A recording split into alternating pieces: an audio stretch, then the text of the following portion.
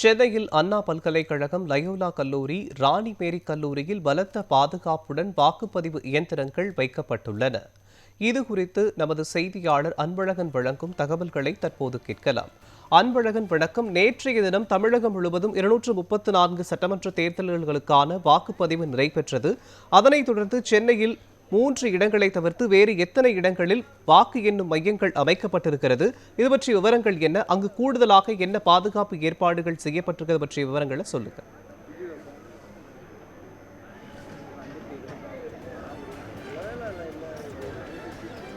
மோகன், நேற்று சட்டப்பேரவை தேர்தல் நடைபெற்று முடிந்தது. கிட்டத்தட்ட 85% வந்து வாக்குப்பதிவாயிருக்கு.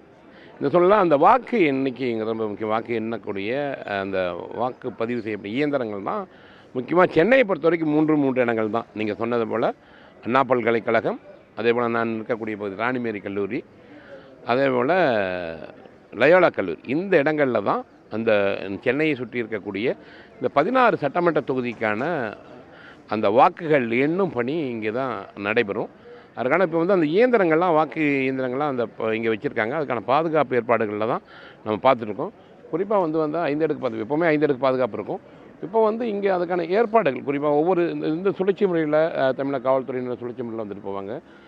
அதே போல் அந்த மேலே நீங்கள் அந்த காட்சிப்படுத்தக்கூடிய மேலே இருக்கக்கூடிய அந்த மாடியில் இருக்கிறதா, அங்கே தான் வந்து அந்த வாக்கு இயந்திரம்லாம் வச்சுருக்காங்க. அதுக்கு வந்து துப்பாக்கி ஏந்திய இராணுவத்தினர் வந்து அங்கே அந்த துணை இராணுவத்தில் அந்த பாதுகாப்பு படையில் ஈடுபடுறாங்க.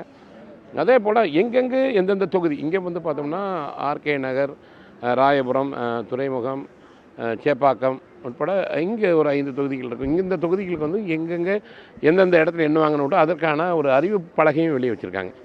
அதே போல் ஒவ்வொருத்தருமே இப்போ அந்த மருத்துவ குழு ஆகட்டும், காவல் கட்டுப்பாட்டு அறையாகட்டும், தீயணை கட்டுப்பாட்டு அறையாகட்டும், எல்லாத்துக்குமே அவங்களுக்கான ஒவ்வொரு அந்த பலகையை வைத்து அங்கங்கே அவங்களுக்கான இடம் வந்து ஒதுக்கி தரப்பட்டிருக்கு. அதே போல் இதை எப்போவுமே இந்த பூத் ஏஜென்ட்லாம் இருப்பாங்க பாருங்கள். எப்போவுமே இந்த வாக்கு இயந்திரம் வந்தவுடனே ஒவ்வொரு கட்சியினருக்கான அந்த முகவர்கள், அந்த அந்த முகவர்கள் வந்து அவங்களுக்கான தனி ஒரு பாதுகாப்பு அறை. அதே போல் பத்திரிகை துறையினருக்கும் ஒரு தனியாக ஒரு மீடியா ரூம் ஒதுக்கியிருப்பாங்க.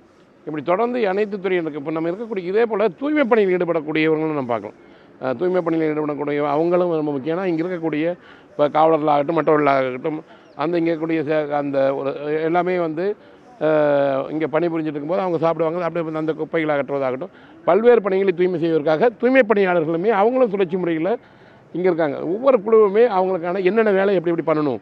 ஏன்னா இந்த தேர்தலுங்கும் போது இப்போ வந்து ஒரு மாதிரி இருக்கும். இந்த வாக்கு எண்ணிக்கை வரும்பொழுது பார்த்திங்கன்னா ஒரு பரபரப்பாக இயங்கக்கூடிய சூழல் இருக்கும். அதனால தான் எந்த விதமான சிரமமும் வரக்கூடியவங்க வந்து வாக்கு எண்ணிக்கையும் போது அந்த முகவர்கள் சரி மாறி போயிருக்கக்கூடாது, அந்த இதுக்காகவும் கூடவும் சரி. அதே போல் எந்த வித பிரச்சனையும் ஏற்படக்கூடாதுங்கிறதுக்காக தான் பல்வேறு தடுப்புகள் அமைச்சிருக்காங்க.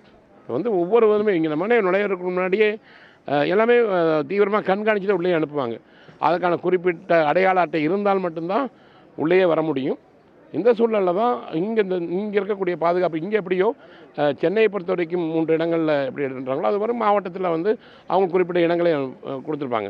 இந்த சூழல் இங்கே பொறுத்த வரைக்கும், சென்னையை பொறுத்த வரைக்கும் ராணிமேரி கல்லூரியில் தற்போது அந்த பாதுகாப்பு ஏற்பாடுகள் கண்காணிக்கிறதுக்கான இப்போ வந்து காலையில் பணியில் இருக்கிறவங்களுக்கான அந்த பணி ஒதுக்கீடு கொஞ்சம் நேரத்துக்கு முன்னாடி நடந்தது. அவர்களுக்கான அதிகாரிகள் என்னென்ன ஒர்க் பண்ணணும்னு இன்ஸ்ட்ரக்ஷன் கொடுத்தாங்க. அதே மாதிரி மருத்துவ குழு வந்திருக்காங்க. அவங்களுக்கான அந்த டீமும் வந்து என்னென்ன பண்ணுவாங்கன்னு இருக்கும். அதே போல் கட்டுப்பாட்டு அறை, காவல் கட்டுப்பாட்டு அறையும் தயார் பண்ணிட்டுருக்காங்க. பொதுவாகவே இந்த தேர்தலை பொறுத்த வரைக்கும் வாக்கு எண்ணிக்கை நடைபெறும் பொழுது எந்த விதமான பிரச்சனையும் வரக்கூடாது என்பதற்கான பல்வேறு நடவடிக்கைகள் எடுக்கப்பட்டு வருகிறது. அன்பழகன், 16 சட்டமன்ற தொகுதிகளை உள்ளடக்கிய சென்னை மாவட்டத்தில் 3 வாக்கு எண்ணும் மையங்கள் அமைக்கப்பட்டிருக்கிறது. வாக்கு எண்ணும் மையங்களில் பலத்த போலீஸ் பாதுகாப்பும் போடப்பட்டிருப்பதாக சொன்னீர்கள். கண்காணிப்பு கேமராக்கள், சிசிடிவி கேமரா ஃபுட்டேஜஸ் எந்த அளவுக்கு கவனிக்கப்படுகிறது பற்றிய விவரங்களை சொல்லுங்க.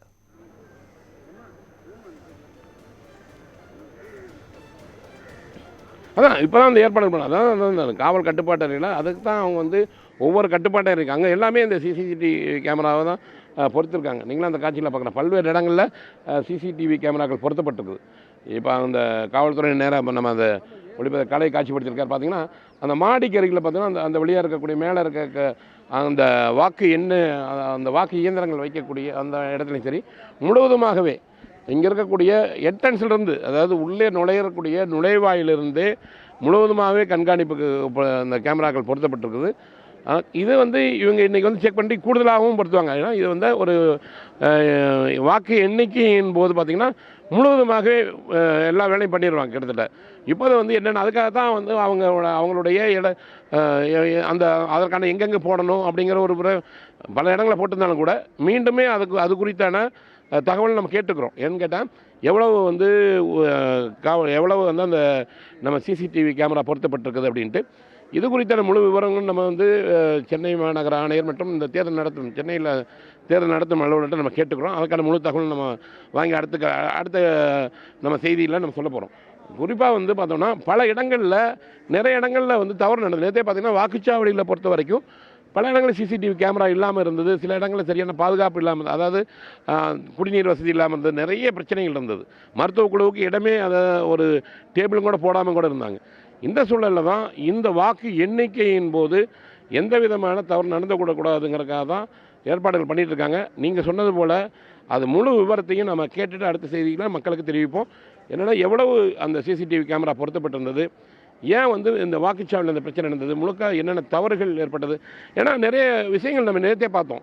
இந்த வாக்கு போடும் பொழுது பார்த்தோம்னா வயசானவங்களே வந்துருந்தாங்க. அப்போது ஒவ்வொரு வீட்லேயும் போய் அந்த வாக்கு வாங்கினது எங்கே தப்பு நடந்தது.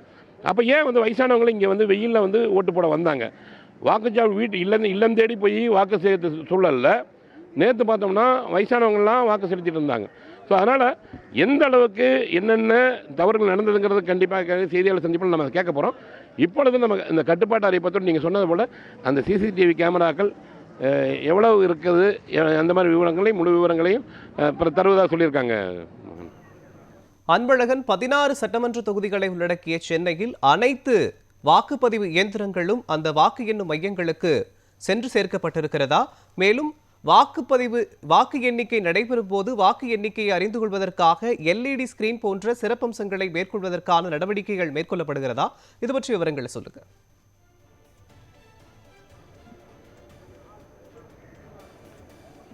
ஆமாம், நேற்று இரவே, அதாவது எப்போ ஒவ்வொரு பூத்துலேயும் வாக்குச்சாவடியில் அது வாக்கு மையத்திலிருந்து அந்த வாக்குச்சாவடி அந்த க்ளோஸ் பண்ண, ஏன்னா முகவர்கள் முன்னேறி நேற்று எல்லாமே வந்துருச்சு. கிட்டத்தட்ட இரவோடு இரவா அதுக்காக தான் அந்த தமிழகத்தில் இருக்கக்கூடிய அந்த தேர்தலுடைய புள்ளி வரமே பார்த்தோம்னா 82% கண்டதே 10 மணி நிலவரப்படி 85% சொல்லியிருக்காங்க. இன்னும் இறுதியான ஒரு சில முன்ன பின்ன வரும், அந்த விஷயங்களும் சொல்ல போகிறாங்க.